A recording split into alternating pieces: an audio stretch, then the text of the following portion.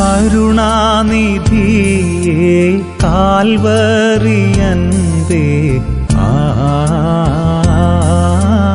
നീ മാത്രമാണെനിക്കാധാരം. നമ്മൾ കോപത്തിന്റെ മക്കളായിരുന്നു, ഇപ്പൊ ദൈവമക്കളായി. വീട് മാറി, പിതാവ് മാറി, അപ്പൻ മാറി. അതാണ് അഡോപ്ഷന്റെ പ്രത്യേകത. അഡോപ്റ്റ് ചെയ്യപ്പെടുമ്പോൾ എന്ത് സംഭവിക്കുന്നു? അപ്പൻ മാറുകയാണ്. അഡോപ്ഷൻ നടക്കുമ്പോൾ ശരിക്കും സംഭവിക്കുന്നത് എന്താണ്? അപ്പൻ മാറുക. ഇന്നലെ വരെയുള്ള അപ്പനല്ല, വേറെ അപ്പനാ. പക്ഷെ ഈ പുതിയ വീട്ടിൽ താമസിക്കണമെങ്കിൽ എന്ത് വേണം? പഴയ അപ്പനെ ഉപേക്ഷിച്ചേ പറ്റുള്ളൂ. ആ അപ്പൻ ഉണ്ടെങ്കിലും ഇല്ലെങ്കിലും അത് ഉപേക്ഷിച്ചാലേ പറ്റുള്ളൂ. പഴയ ഉടമ്പടി മാറി. നേരത്തെ നമ്മൾ ഉടമ്പടി ചെയ്തിരുന്നത് ഈ അന്ധകാരത്തിൻ്റെ ശക്തികളായിരുന്നു, പാപത്തോടായിരുന്നു. റോമാലേഖനം 6-ാം അധ്യായം അതിൻ്റെ 15 മുതലുള്ള വാക്യങ്ങൾ വായിക്കാനേ ഞാൻ ഉപയോഗിക്കുന്നുള്ളൂ. വാക്യങ്ങൾ മാത്രമേ ഞാൻ വായിച്ചാൽ 15 മുതലുള്ള വാക്യങ്ങൾ വായിക്കുമ്പോൾ, എന്നാൽ എന്ത് ന്യായപ്രമാണത്തിനല്ല കൃപയ്ക്കത്ര അധീനരാകിയാൽ നാം പാപം ചെയ്യുകയെന്നോ ഒരു നാളും അരുത്.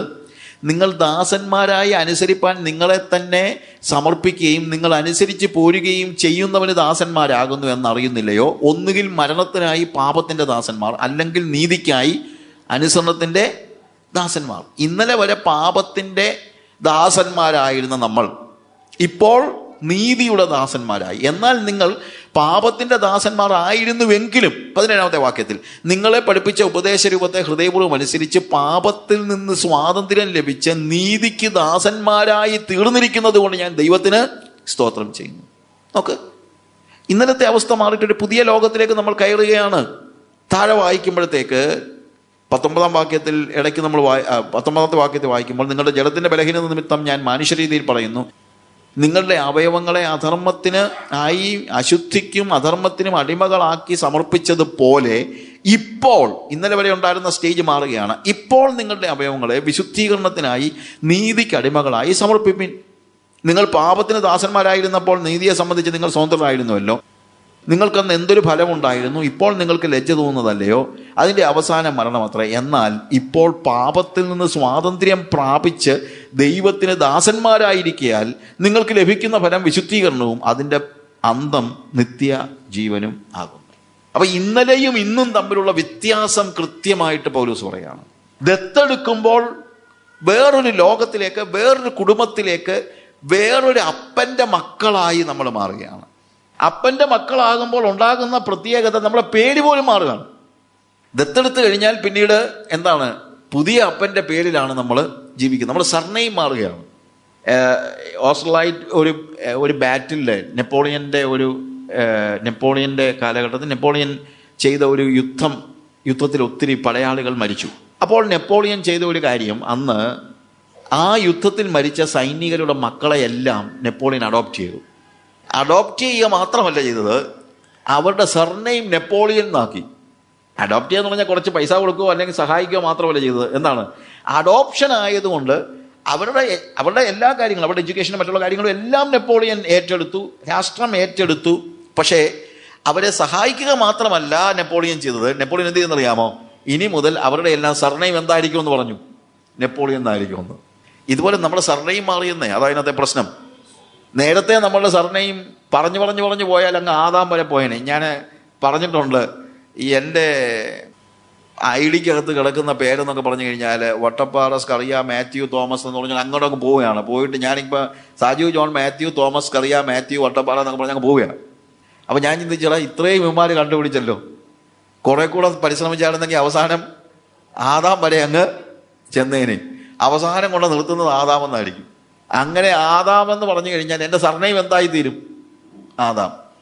ഭൂമിയിൽ ജനിക്കുന്ന ഏത് മനുഷ്യൻ്റെയും സർനെയിം ശരിക്കും പറഞ്ഞു കഴിഞ്ഞാൽ ആഡമാണ്. ഏത് മനുഷ്യൻ്റെയും കാര്യം, നമ്മൾ ആദാമ്യ പ്രകൃതിയിൽ ആദാമിൻ്റെ മക്കളായി ജനിച്ചവരാണ്. എന്നാൽ വീണ്ടും ജനിക്കുന്ന ആളിൻ്റെ സർനെയിം മാറി. വീണ്ടും ജനിക്കുമ്പോൾ നമ്മുടെ പേരിൻ്റെ കൂടെ ജീസസിൻ്റെ പേരൂടെ ചേർത്തിരിക്കുന്നത്. നമ്മുടെ സർനെയിം മാറി. അതുകൊണ്ട് എന്താ സംഭവിക്കുന്നറിയാമോ? അതിൻ്റെ അവസാനം സർനെയിം ജീസസിൻ്റെ ആയതുകൊണ്ട് നേരത്തെ എന്നെ ദൈവം കണ്ടിരുന്നത് ആദാമിനെ കാണുന്നത് പോലെയാണ്. പക്ഷേ ഇപ്പം കാണുന്നത് യേശുവിനെ കാണുന്നത് പോലെയാണ്. നേരത്തെ ആദാം ചെയ്തതെല്ലാം ഞാൻ ചെയ്തതുപോലെ ദൈവം ചിന്തിച്ചിരുന്നത്. ആദാം പാപം ചെയ്തു, എല്ലാവരും പാപം ചെയ്തു. അങ്ങനെയാണല്ലോ റോമാലേഖനത്തിൽ വായിക്കുന്നത്. ഏക മനുഷ്യനാൽ പാപവും പാപത്താൽ മരണവും ലോകത്തിൽ കടന്നു. അങ്ങനെ ഒരു മനുഷ്യൻ പാപം ചെയ്തതുകൊണ്ട് എല്ലാവരും പാപം ചെയ്തു. ഞാൻ ചെയ്താലും ചെയ്തില്ലെങ്കിലും ആദാം ചെയ്ത പാപം എൻ്റെ പാപമായിട്ട് ദൈവവും കണക്കാക്കി. ഇപ്പോഴെന്നാൽ വീണ്ടും ജനിക്കുമ്പോൾ ഞാൻ ആരുടെ പേരിലാ? എൻ്റെ സർനെയിം ആരുടെയാ? യേശുവിൻ്റെയാണ്. അതുകൊണ്ടെന്ന് സംഭവിച്ചെന്നറിയാമോ? യേശു ചെയ്തതെല്ലാം ഞാൻ ചെയ്തതായിട്ട് ദൈവം കണക്കാക്കി. അപ്പോൾ യേശു മരിച്ചത് കൊണ്ട് ഞാനും മരിച്ചു. ഞാൻ പറഞ്ഞ മനസ്സിലാക്കണം. പാപം ചെയ്യുന്ന ദേഹി മരിക്കും നിശ്ചയം എന്നുള്ളത് ദൈവത്തിൻ്റെ നിയമമാണ്. സാത്താൻ ആരാ പാർട്ടി? ഞാൻ സ്വർഗത്തിൽ ചെന്ന് നിന്ന് കഴിഞ്ഞാലും അവൻ ചെന്നിട്ട് പറയും സാജു പാപം ചെയ്തു, അതുകൊണ്ട് അവൻ മരിക്കണം, അല്ലെങ്കിൽ നരകത്തിൽ പോകണം. എന്നാൽ ദൈവം പറഞ്ഞതെന്നറിയാമോ? പാപം ചെയ്യുന്ന ദേഹി മരിക്കണം, നീ പറഞ്ഞത് ശരിയാണ്, പക്ഷെ സാജു മരിച്ചില്ലല്ലോ. അല്ലെങ്കിൽ പാപത്തിന് പകരമായിട്ട് എൻ്റെ പാപത്തിന് പകരമായിട്ട് ഞാൻ മരിച്ചില്ല. എന്നാൽ ദൈവം എന്നെ പറയുന്നറിയാമോ? അവൻ മരിച്ചു. എപ്പോഴും എൻ്റെ പുത്രൻ മരിച്ചപ്പോൾ അവനും മരിച്ചു. കാര്യം യേശുവിൻ്റെ മരണം എൻ്റെ മരണമായിട്ട് ദൈവം കണക്കാക്കുന്നു. എന്തുകൊണ്ട്? അഡോപ്ഷൻ നടന്നതുകൊണ്ട്. അഡോപ്ഷൻ നടന്നപ്പോൾ എൻ്റെ സർനെയിം യേശുവുമായിട്ട് റിലേറ്റഡ് ആയിപ്പോയി. അതുകൊണ്ട് ഇനിയിപ്പോൾ എൻ്റെ പാപങ്ങളുടെ പേരിൽ എനിക്ക് എവിടെ പോകേണ്ടി വരുന്നില്ല, നരകത്തിൽ പോകേണ്ടി വരുന്നില്ല. കാരണം എന്താണ്? യേശുവിൻ്റെ മരണം എൻ്റെ മരണമായിട്ട് ദൈവം അങ്ങ് റെക്കൺ ചെയ്യുന്നു. ദൈവം റെക്കൺ ചെയ്യുന്നു. അതാണ് അഡോപ്ഷൻ്റെ പ്രത്യേകത. ഈ അഡോപ്ഷൻ നമ്മുടെ ജീവിതത്തിൽ, ഈ അഡോപ്ഷൻ്റെ, അതായത് ഈ ദത്തെടുപ്പ് എന്ന് പറയുന്നത്, അപ്പം വീണ്ടെടുപ്പ് മാത്രമല്ല, എന്തുകൂടെയാണ്? ദത്തെടുപ്പുണ്ട്. വീണ്ടെടുത്തത് കൊണ്ടാണ് ആ അന്ധകാരത്തിൻ്റെ ശക്തിയിൽ നിന്ന് എനിക്ക് വിടുതൽ കിട്ടിയത്. പക്ഷെ വിടുതൽ കിട്ടിയാൽ മാത്രം പോരല്ലോ. വിടുതൽ കിട്ടിയിട്ട്, അതായത് ഒരുത്തനെ ജയിലിൽ നിന്ന് ഇറക്കിക്കൊണ്ട് വന്നു കഴിഞ്ഞാൽ അവൻ സ്വതന്ത്രനായെന്ന് വേണമെങ്കിൽ പറയണം. പക്ഷെ ഇവനെ ജയിലിൽ നിന്ന് ഇറക്കി വഴി വിട്ടേച്ച് പോകാൻ പറ്റില്ലല്ലോ. അവനെ എങ്ങോട്ട് കൊണ്ടുപോകണം? വീട്ടിലേക്ക് കൊണ്ടുപോകണം. അപ്പോൾ വീണ്ടെടുപ്പും ആവശ്യമാണ്. പിന്നെ എന്തുകൂടെ ആവശ്യമാണ്? ദത്തെടുപ്പും ആവശ്യമാണ്. അതുകൊണ്ട് പോൾ പറയുന്നു, അവൻ നമ്മളെ വീണ്ടെടുത്തു, അവൻ്റെ രക്തത്താൽ നമുക്ക് പാപങ്ങളുടെ മോചനം എന്ന, അതിക്രമങ്ങളുടെ മോചനം എന്ന വീണ്ടെടുപ്പുണ്ട്. അതിൻ്റെ അടുത്ത വാക്യത്തിൽ പറയാണ് വീണ്ടെടുപ്പ് മാത്രമല്ല, എന്തുകൊണ്ട്? ദത്തെടുപ്പുണ്ട്. അതുകൊണ്ട് എന്നെ പാപത്തിൽ നിന്ന് വീണ്ടെടുത്തിട്ട് ദൈവം എന്നെ വഴിയിലിട്ടേച്ച് പോയിരിക്കുകയല്ല, ദത്തെടുത്ത് അവൻ്റെ ഭവനത്തിലേക്ക് പുത്രനായിട്ട് കൊണ്ടുപോയിരിക്കുകയാണ്. ഇനിയിപ്പോൾ അവൻ്റെ മകനായിട്ട് നമ്മൾ ജീവിച്ചാൽ മതി. അവൻ കഴിഞ്ഞ കാര്യങ്ങളൊന്നും ഓർക്കുന്നില്ല. കഴിഞ്ഞ കാര്യത്തെ നമ്മൾ പറഞ്ഞല്ലോ, 2-ാം അധ്യായത്തിൽ നമ്മൾ വായിച്ചതനുസരിച്ച് നമ്മൾ എങ്ങനെയൊക്കെ ഉള്ളവരായിരുന്നു. അതുപോലെ റോമാലേഖനം 6-ാം അധ്യായത്തിൽ നമ്മൾ കാണുന്നത് നമ്മൾ എന്തായിരുന്നു, ഇപ്പോഴെന്താണ്, എന്തായിരുന്നു എന്ന് ആലോചിച്ച് കഴിഞ്ഞാൽ, ചിന്തിച്ചു കഴിഞ്ഞാൽ ദൈവത്തിന് ഒരിക്കലും നമ്മളെ അക്സെപ്റ്റ് ചെയ്യത്തക്ക രീതിയിലുള്ള അതിനുള്ള യോഗ്യതയൊന്നും നമുക്ക് ഇല്ല. പക്ഷേ ദൈവത്തിൻ്റെ പ്രത്യേകത ഏതാ? ദൈവം അതൊന്നും, അതായത് കരുണാസമ്പന്നനായ ദൈവമോ, തൻ്റെ മഹാദയപ്രകാരം കരുണാസമ്പന്നനായ ദൈവം, അവനൊന്നും ആലോചിക്കുന്നില്ല. ഞാൻ ഒരിക്കലും ഒരു ഡിവോഷനിൽ ഒരു വ്യക്തി എഴുതിയ ഒരു കാര്യം, അയാളുടെ ജീവിതത്തിൽ അയാൾ ഈ സ്ട്രീറ്റിൽ വളർന്ന 2 പിള്ളേരെ മോഷ്ടിക്കുകയും പിടിച്ചു പറിക്കുകയും ചെയ്തതിൻ്റെ പേരിൽ ജയിലിലായി. ജയിലെന്ന് പറഞ്ഞാൽ ജുവനൈൽ ഹോമിലായി. അപ്പോൾ ഇവരുടെ സ്റ്റോറി ഒരു പത്രം പ്രസിദ്ധീകരിച്ചതുകൊണ്ട്, നടന്ന സംഭവം പ്രസിദ്ധീകരിച്ചതുകൊണ്ട്, ഇത് വായിച്ചിട്ട് കരുണ തോന്നി ഒരു മനുഷ്യൻ ഇവരെ അഡോപ്റ്റ് ചെയ്ത് ഈ ജുവനൈൽ ഹോമിൽ നിന്ന് ഇയാളുടെ കാറിൽ, അപ്പം എല്ലാ ലീഗലായിട്ടുള്ള എല്ലാ കാര്യങ്ങളും ചെയ്ത് മക്കളായിട്ട് വീട്ടിലേക്ക് കൊണ്ടുപോവുകയാണ്. അപ്പോൾ ഈ പിള്ളേർക്ക് ഇതിൻ്റെ പ്രത്യേകതകളൊന്നും ഈ പറയുന്നത് പോലെ അറിയില്ല. പക്ഷെ അവരോട് ജയിലിലുള്ളവർ പറഞ്ഞു, നിനക്ക് എന്താണ്, ഒരു പുതിയ വീട്ടിലേക്ക് നീ പോവുകയാണ്, ഒരാൾ നിന്നെ അഡോപ്റ്റ് ചെയ്തു, നിന്നെ മക്കളാക്കി, നിങ്ങൾ 2 പേരെയും മക്കളാക്കി എന്നൊക്കെ പറഞ്ഞു. അപ്പോൾ കാർ ഓടിച്ച് പോകുമ്പോൾ പുറയിൽ നിന്ന് ഇവന്മാർ 2 പേരും കൂടെ, ചേട്ടനും അനിയനും കൂടെ അങ്ങോട്ടും ഇങ്ങോട്ടും സംസാരിക്കുന്നത് പുള്ളി കേട്ടു. നടന്ന സംഭവമാണ്. പുള്ളി പറഞ്ഞതാണ്, അവർ പറയാ, എടാ നമ്മൾ ആ വീട്ടിൽ ചെന്ന് കഴിഞ്ഞാലേ പഴയ സ്വഭാവമൊന്നും എടുത്തേക്കരുത്, കാര്യം ഇങ്ങേർക്ക് നമ്മൾ ശരിക്കും ആരാന്നുള്ളതൊന്നും അറിയത്തില്ല, അതുകൊണ്ടായിരിക്കും ചിലപ്പോൾ ഇയാൾ അഡോപ്റ്റ് ചെയ്തത്. അതുകൊണ്ട് അവിടെ ചെന്ന് കഴിഞ്ഞാൽ നമ്മൾ പഴയ കാര്യങ്ങളൊന്നും നമ്മൾ ചെയ്യരുത്, കാര്യം പിന്നെ നമ്മളെ പറഞ്ഞു വിട്ടാലോ. ഉടനെ ഇദ്ദേഹം ഇങ്ങനെ ഡിവോഷനകത്ത് എഴുതിയിരിക്കുകയാണ്, ഇതുപോലെയാണ് നമ്മളും പലപ്പോഴും ചിന്തിക്കുന്നത്. എന്നാന്ന് ചോദിച്ചു കഴിഞ്ഞാൽ, നമ്മൾ കാണിച്ച കാര്യങ്ങളൊക്കെ അറിയാൻ വയ്യാത്തത് കൊണ്ട് അബദ്ധത്തിൽ ദൈവം നമ്മളെ അഡോപ്റ്റ് ചെയ്തതാണെന്ന്. അങ്ങനൊന്നും അല്ല.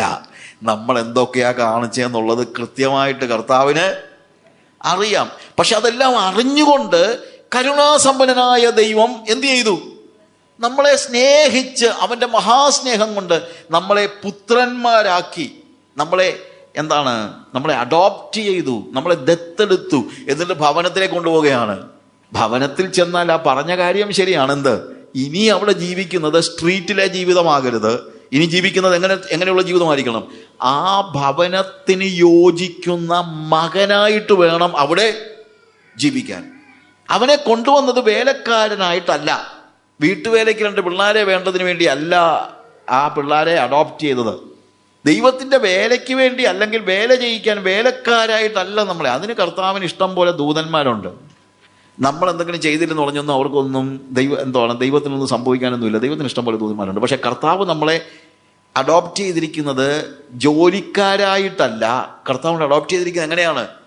മക്കളായിട്ടാണ്. അതുകൊണ്ട് അപ്പൻ്റെ ഭവനത്തിൽ മക്കൾ ജീവിക്കുന്നത് എങ്ങനെയാണോ അതേ സ്റ്റേജിൽ വേണം നമ്മൾ ജീവിക്കാനായിട്ട്. അതൊരു ഭയങ്കര സന്തുഷ്ടിയുള്ള, അതൊരു ഡിഫറെൻ്റ് ലൈഫാണ്. First of all, adoption as sons, അതാണ് ഇന്നത്തെ പ്രത്യേകത, ഈസ് ഫ്രീഡം. ഈ ഭവനത്തിൽ മക്കളുടെ സകല സ്വാതന്ത്ര്യവും നമുക്ക് ഉണ്ട്. വേലക്കാരായിട്ട് എവിടുന്നെങ്കിലും നമ്മൾ മറ്റൊരു സംസ്ഥാനത്ത് നിന്ന്, മറ്റൊരു നാട്ടിൽ നിന്ന് ഒരു വേലക്കാരെ കൊണ്ടുവരികയാണെങ്കിൽ ആ വേലക്കാരന് നമ്മുടെ ഭവനത്തിൽ എന്തില്ല? ഫ്രീഡമില്ല. പക്ഷെ ഇതങ്ങനെയല്ല, നമുക്ക് ഫ്രീഡമുണ്ട്. Adoption is freedom. പ്രിയമുള്ളവരെ, നമ്മൾ ഭയപ്പെടേണ്ടതിന് വീണ്ടും ഭീരുത്വത്തിൻ്റെ ആത്മാവിനെ അല്ല, അബ്ബാ പിതാവേ എന്ന് വിളിക്കുന്ന പുത്രത്വത്തിൻ്റെ ആത്മാവിനെ അവൻ നമ്മുടെ ഉള്ളിൽ പകർന്നിരിക്കുകയാണ്. എന്തൊരു ഫ്രീഡമാ! I can call him my dad. ഈ സർവ്വ സൃഷ്ടിയെയും സർവ്വപ്രപഞ്ചത്തെയും ഉണ്ടാക്കിയ സൃഷ്ടാവായ ദൈവത്തെ യജമാനനെ എന്ന് മാത്രമല്ല, പിതാവേ എന്നുകൂടെ എനിക്ക് വിളിക്കാൻ പറ്റുന്നത് എന്തുകൊണ്ടാണ്? വീണ്ടെടുപ്പ് കൊണ്ട് മാത്രമല്ല, ദത്തെടുപ്പ് കൊണ്ടുകൂടെയാണ്. It is not only redemption that helps me to call him Abba Father, but it is adoption. Redemption is inevitable. Without redemption there is no adoption. ഇതിൻ്റെ അടിസ്ഥാനം വാസ്തവത്തിൽ എന്താണ്? റിഡംഷനാണ്. അതുകൊണ്ടാണ് റിഡംഷന് വേണ്ടി കോസ്റ്റ് കൊടുത്തത്.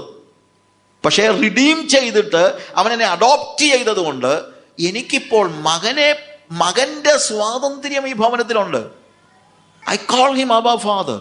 ഞാൻ അബ്ബാ പിതാവേ എന്ന് വിളിക്കുന്ന ആ പുത്രത്വത്തിൻ്റെ ആത്മാവിനെ അവൻ എനിക്ക് നൽകിയിരിക്കുകയാണ്. ഈ ഫ്രീഡം നമ്മൾ അനുഭവിക്കുന്നുണ്ടോ? ഒരു വലിയൊരു പ്രോബ്ലമാണ്. നമ്മുടെ വിശ്വാസികളിൽ നല്ലൊരു ശതമാനവും ഈ ഫ്രീഡം അനുഭവിക്കുന്നില്ല എന്ന് എൻ്റെ ചിന്ത.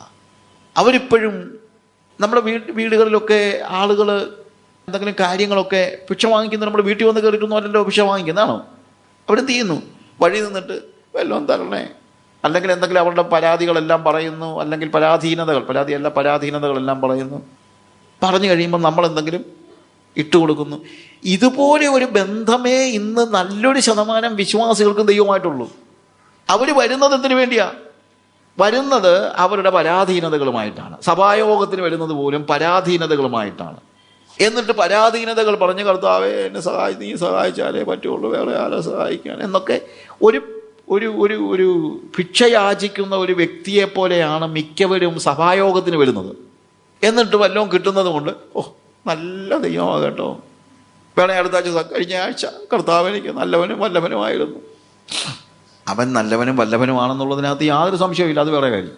പിന്നെ അവന് നല്ലവനും വല്ലഭനും ആകാൻ പറ്റുള്ളൂ. കർത്താവിനിപ്പോൾ ചതിയനും വഞ്ചകനും ഒന്നും ആകാൻ പറ്റത്തില്ലല്ലോ. പറ്റുമോ? പറ്റത്തില്ല. അവൻ നല്ലവനും വല്ലഭനുമാണ്. പക്ഷേ അവൻ നല്ലവനാണ് എന്നുള്ളത് നമുക്ക് കർത്താവ് തരുന്ന ഭിക്ഷ വാങ്ങിച്ചുകൊണ്ടല്ല പറയേണ്ടത്. എങ്ങനെയാണ്? അവൻ്റെ ഭവനത്തിൽ അബാ എന്ന് വിളിച്ചോണ്ട്. പുത്രത്വം എന്ന് പറയുന്നത് ഫ്രീഡമാണ്. ഫ്രീഡം.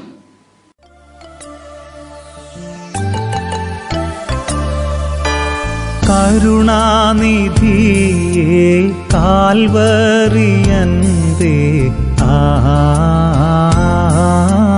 നീ മാത്രമാണെനിക്കാധാരം.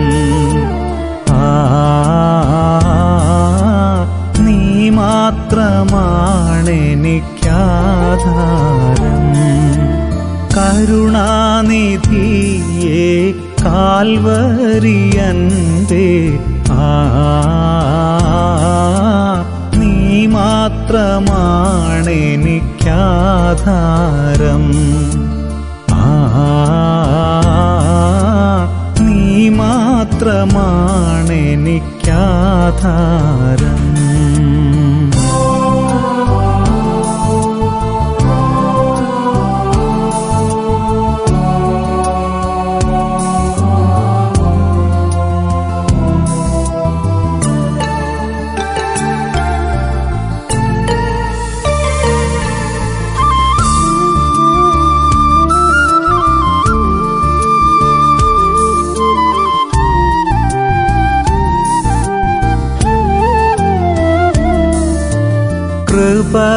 കൃപയേകേണം കൃപാനിധിയേ, കൃപാനിധിയേ, കൃപാനിധിയേ. കൃപയേകേണം കൃപാനിധിയേ, കൃപാനിധിയേ, കൃപാനിധിയേ. മുൻപേ പോയ നിൻ പിൻവേഗമീപ്പാൻ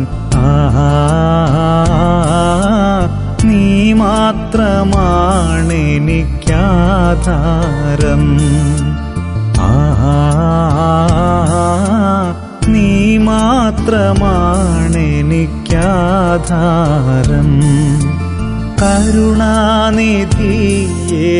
കാൽവറിയൻപേ, നീ മാത്രമാണെനിക്കാധാരം. നീ മാത്രമാണെനിക്കാധാരം.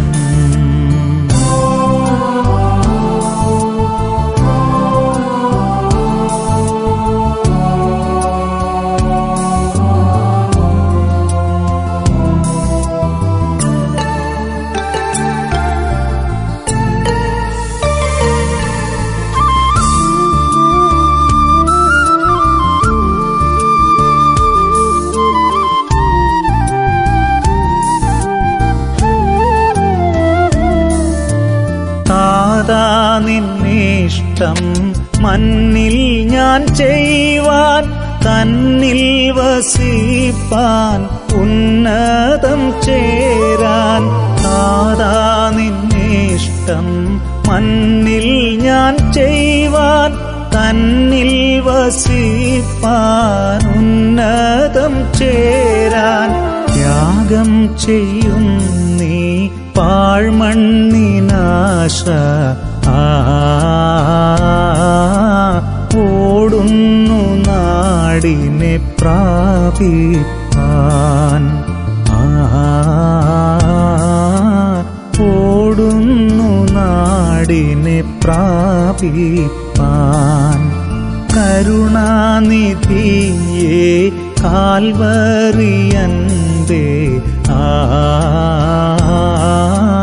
നീ മാത്രമാണെനിക്കാധാരം. നീ മാത്രമാണെനിക്കാധാരം.